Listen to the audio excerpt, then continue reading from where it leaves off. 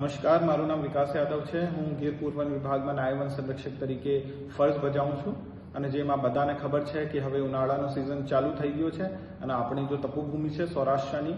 અને જો સાવજની ભૂમિ છે અહીંયા કોઈ પણ પાણીની પ્રોબ્લેમ કે મુશ્કેલી કે અછત નહીં સર્જાય આ વસ્તુને ધ્યાનમાં રાખીને ગીર પૂર્વ વન વિભાગ દ્વારા ઘણા બધા પાણીના પોઈન્ટ મેન્ટેન પણ કરવામાં આવી રહ્યા છે, નવા પોઈન્ટ ઊભા પણ કરવામાં આવી રહ્યા છે।